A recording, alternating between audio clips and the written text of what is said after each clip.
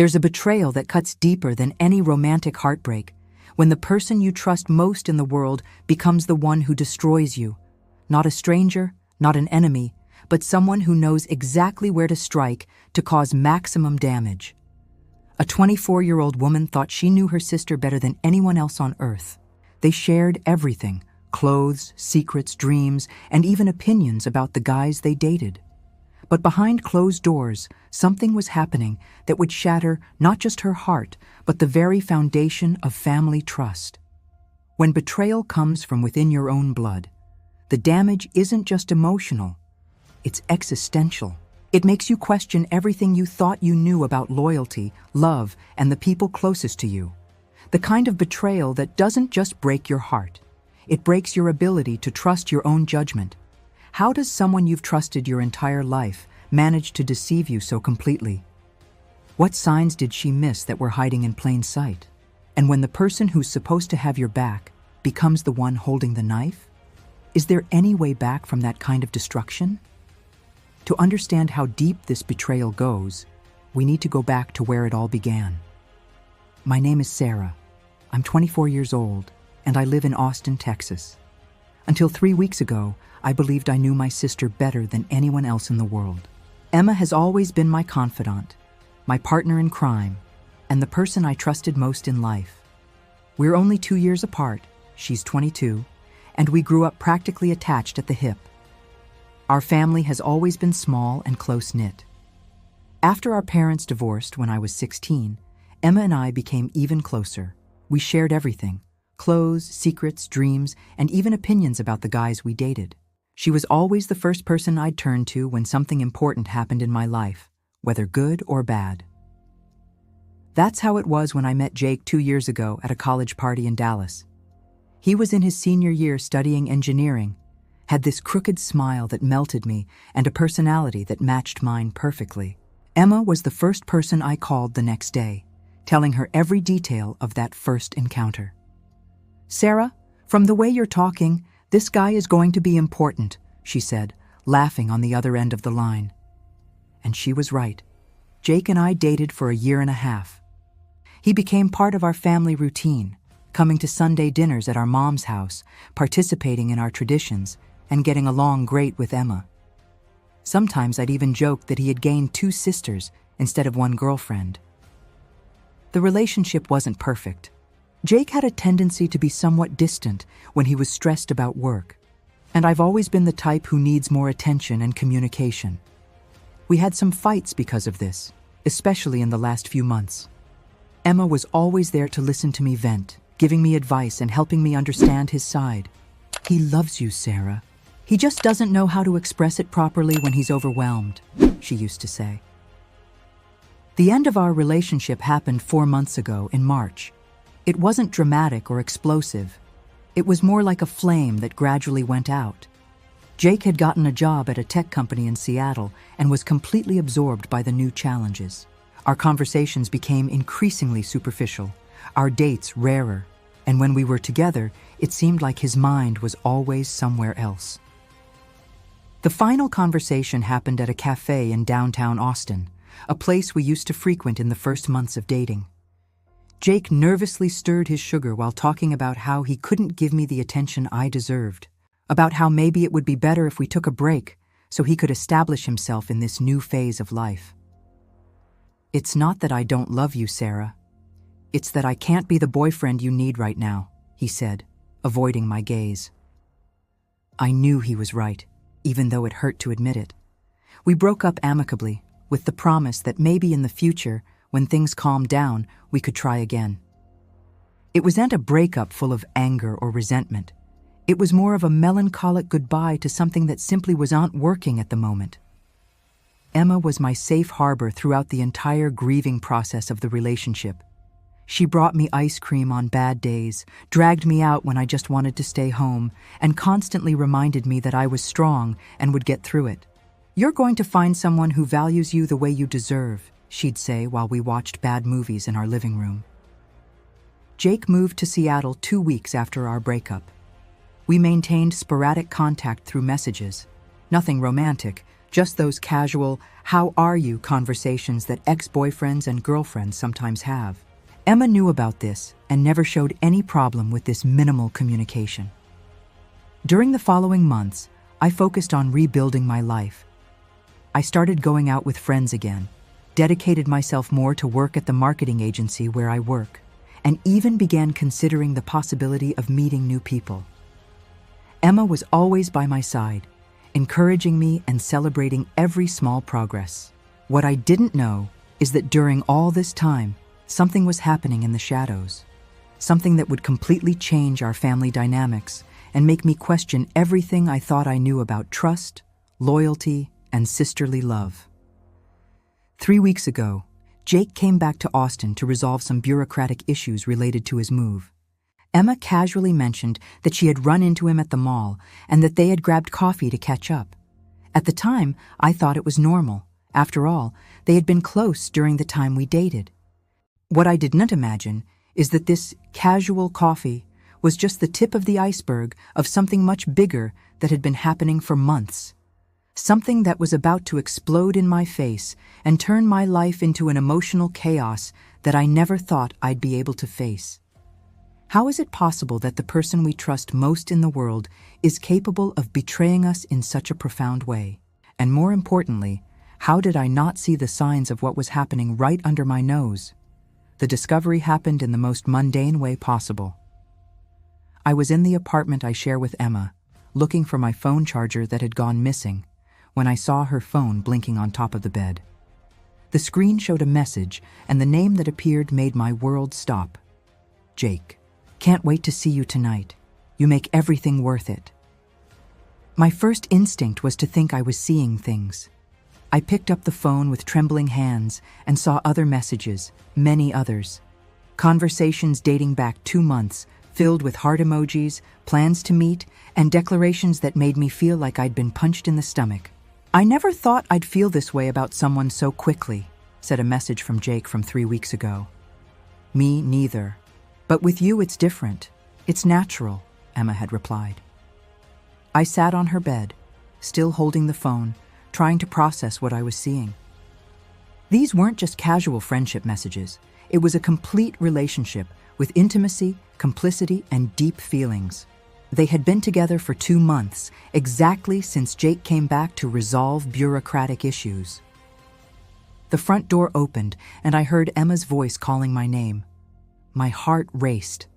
I put the phone back in place and tried to compose myself, but when she entered the room, she must have noticed something in my face. "Sarah, are you okay? You look like you've seen a ghost." "Emma, I need to ask you something, and I want you to be honest with me," I said, my voice coming out firmer than I expected. "Are you talking to Jake?" Her face changed instantly. The color drained from her cheeks and she looked away, exactly like she used to do when we were kids and she had done something wrong. "Sarah, I can explain." "Explain what? That you've been dating for 2 months and didn't tell me? That you lied to my face when you said you just had coffee?" Emma sat on the bed, her hands trembling. "It wasn't planned. When I met him at the mall, it really was just to talk. But we started talking more, and one thing led to another.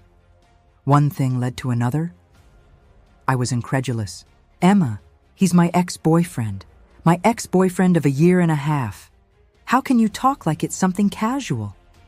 "I know it seems terrible, but Sarah, you yourself said you guys ended well, that there was nothing between you anymore. That doesn't give you the right to be with him behind my back." My voice was getting louder. "You're my sister. There's a code. There's loyalty." Emma started crying. "I didn't want it to be like this. I tried to resist. I swear I tried. But the feelings were stronger." "Feelings?" I laughed, but there was nothing funny about it. "You're talking about feelings? What about my feelings? Did you think about how I would feel finding out that my own sister was betraying me?" "It's not betrayal, Sarah. You're not together anymore." "It is betrayal. Betrayal of trust, of our relationship, of everything we built as sisters." At that moment, as if the universe wanted to make everything even worse, Emma's phone rang. It was Jake. She looked at me, then at the phone, clearly torn. "Answer it," I said. "Answer it in front of me." "Sarah, don't." "Answer it," she answered with a trembling voice. "Hi, Jake." Even without being on speakerphone, I could hear his voice on the other side. "Hi, love. Is everything okay? Your voice sounds strange." Love. He called her love. The word hit me like a bullet. "Jake, Sarah found out," Emma said, looking at me with tears in her eyes. There was silence on the other end of the line. Then, "Shit, Emma, I'm coming over." "No," I said loud enough for him to hear. "Don't come here. I don't want to see you." "Sarah, please, let us explain." Jake's voice reached me through the phone. "Explain what? That you both decided I was stupid enough not to notice? That you laughed at me while I vented about how I was getting over our relationship?" "We never laughed at you," Emma said. "And I never told him anything you told me in private." "Oh, how noble of you. How considerate." The conversation continued for another 20 minutes, with Emma trying to justify herself and me oscillating between anger, sadness, and a sense of betrayal I had never experienced before. Jake arrived at the apartment even though I had asked him not to come, and the situation became even more tense. "Sarah, I know you have every right to be angry," he said as soon as he entered. "But what Emma and I have is real. It wasn't something we planned or did to hurt you." "You didn't do it to hurt me?" I was incredulous. "So what were you thinking about? My happiness?" "We were thinking about us," Emma said quietly. "And I know that sounds selfish, but Sarah, I've never felt this way about anyone. And I've never felt so betrayed by anyone," I replied. Jake tried to approach. "Sarah, you've always been important to me. Our friendship." "What friendship?" "Friends don't do this to each other, and you two are definitely not my friends." The argument extended through the night. They tried to convince me they hadn't done anything wrong, that love doesn't choose time or place, that I should be happy for them. I tried to explain how I felt betrayed, disrespected, and humiliated. Nobody was really listening to what the other was saying. "You want my blessing? You want me to clap and wish you happiness? It's not going to happen," I finally said. "You made a choice. Now you'll have to live with the consequences." Emma cried more. "Sarah, you're my sister. I can't lose you because of this. You already lost me the moment you decided to lie to me and be with my ex behind my back." Jake tried one last time. "Sarah, with time you'll understand that." "No," I interrupted him. "I won't understand, and I don't want to understand. I want you both to leave my house and leave me alone." They left, but the damage was done. I spent the entire night awake, going over every conversation I'd had with Emma in recent months, looking for signs I should have noticed. How did she manage to look me in the eyes and lie so naturally? How did Jake manage to maintain casual conversations with me through messages while he was getting involved with my sister? In the following days, Emma tried several times to talk to me. She left notes, sent messages, even brought my favorite food. But I couldn't look at her without feeling a mixture of anger and sadness that consumed me from the inside. "Sarah, please, it can't be like this forever," she said one morning, finding me in the kitchen. "We're sisters. That has to mean something." "It meant something," I replied without looking at her, "before you chose a guy over your own sister." But the question that wouldn't go away was, is there a way back after such a deep betrayal? And more importantly, do I really want to find that path, or are some bridges burned forever? 2 weeks had passed since that terrible night, and I was still trying to understand how to rebuild my life after having my world turned upside down. The house that used to be our refuge had become an emotional minefield, where every room carried memories of conversations that now seemed like lies. Emma continued trying to get closer, but in a more respectful way. She stopped with the dramatic notes and desperate attempts at conversation. Instead, she began showing small but significant changes. She started letting me know when Jake would come to get his things, gave me space when I came home, and even began cooking my favorite meals without making a big deal about it. "Sarah," she said one Saturday morning, finding me having coffee in the kitchen, "I know you don't want to talk to me, but I need you to know that I'm thinking about moving out." This caught me by surprise. Moving out? To Jake's apartment? Or maybe to a place of my own? I realized that you can't heal with us sharing the same space, and that's not fair to you. For the first time in weeks, I saw something on her face that wasn't desperation or self-pity. It was genuine consideration. "You don't need to leave your own home because of me," I said, but my voice came out less cold than in recent weeks. "I do need to. Because for the first time, I'm understanding that it's not about what I need or what I want. It's about what's right." That afternoon, I called my best friend, Jessica, who lives in Houston. She had followed all the drama from a distance and had always been brutally honest with me. "Jess, I don't know what to think anymore. Part of me wants to forgive Emma, but another part feels that if I do that, I'm being weak." "Sarah, forgiving isn't about being strong or weak. It's about deciding what kind of person you want to be and what kind of life you want to live," she said. "The question isn't whether Emma deserves forgiveness. The question is whether you can carry this anger forever." "But how do I forgive something like this? How do I trust her again?" "Maybe you don't trust her the same way. Maybe your relationship will never be the same again. But that doesn't mean it has to be non-existent." This conversation made me reflect on something I had been avoiding, what I really wanted for my future. Did I want to spend the next few years feeding this resentment? Did I want our family to fall apart because of a relationship that might not even last? Not that I was ready to accept Jake and Emma as a couple. That still turned my stomach. But maybe there was a difference between accepting the situation and rebuilding my relationship with my sister. The following week, something unexpected happened. My mother, who lives in San Antonio and had found out about the situation through Emma, showed up in Austin unannounced. "Girls, you're both going to sit down and we're going to resolve this as a family," she said as soon as she entered the house.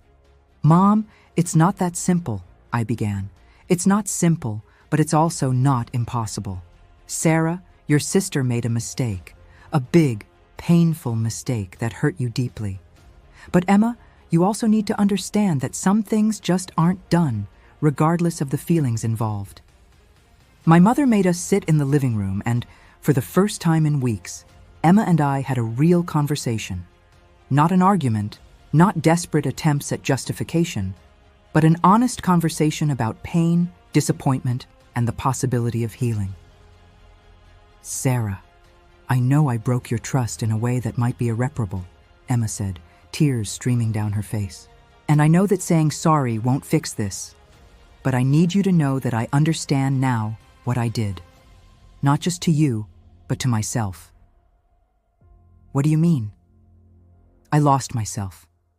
I got so lost in my feelings for Jake that I forgot who I was, forgot my values, forgot the most important person in my life. And that person is you." For the first time, I felt that Emma really understood the gravity of what had happened. It wasn't just about her being with my ex. It was about her choosing to lie, hide, treat me like I was an obstacle instead of her sister. "Emma, I don't know if I can trust you the same way again," I said. "But I also don't want to carry this anger forever. I just don't know how to move forward." "How about we start slowly?" she suggested. "No pressure, no expectations, just trying to rebuild little by little." That night, after my mother left, Emma and I watched a movie together for the first time in weeks. We didn't talk much, but there was something different in the air. A possibility of healing that didn't exist before. 2 weeks later, Emma moved to her own apartment in downtown Austin. It wasn't a dramatic escape. It was a mature decision to give space so we could both process everything that had happened. "I'm not doing this because I don't want to fight for our relationship," she told me on moving day. "I'm doing this because I want to fight the right way." Jake tried to reach out to me a few times after that, wanting to clear things up and maintain our friendship. I was clear. There was no more room for him in my life. Not out of anger, but but out of self-preservation. Some bridges really need to be burned so we can build better paths. Today, 3 months after the discovery, Emma and I are slowly rebuilding our relationship. We have lunch together once a week, text almost every day, and she never mentions Jake unless I ask directly, which rarely happens. Trust hasn't completely returned. Maybe it never will in the same way. But I learned that there are different types of trust, and that it's possible to love someone even when you don't trust them blindly. Sarah, do you think we'll ever go back to being like before? Emma asked me during one of our lunches. No, I replied honestly.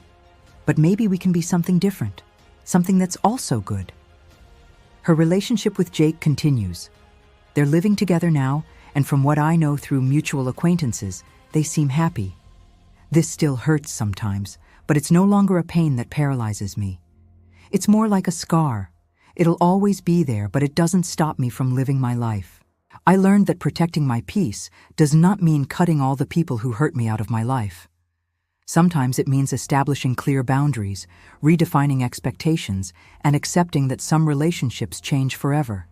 And that's not necessarily a bad thing. The question I asked myself at the beginning, whether it's possible to rebuild the relationship between sisters after such a deep betrayal, still doesn't have a definitive answer. But I'm discovering that maybe the right question isn't whether it's possible to rebuild, but whether it's worth trying. And for me, with Emma, it's worth trying. Not because she deserves forgiveness, but because I deserve the possibility of having my sister back in my life, even if it's in a completely different way than it was before. Some betrayals destroy relationships forever. Others, when faced with honesty and time, can transform into stronger foundations for something new. The future will show which category ours fits into. This was another incredible story from our channel. Life teaches us that it's never too late for justice, revenge, or redemption. Every story you heard here is real, experienced by people who found strength when everyone thought they were defeated.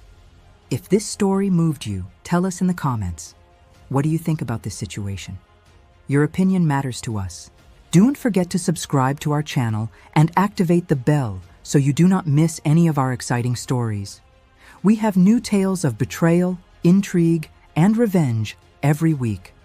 Share this video with someone who needs to know that it's never too late to fight for it properly.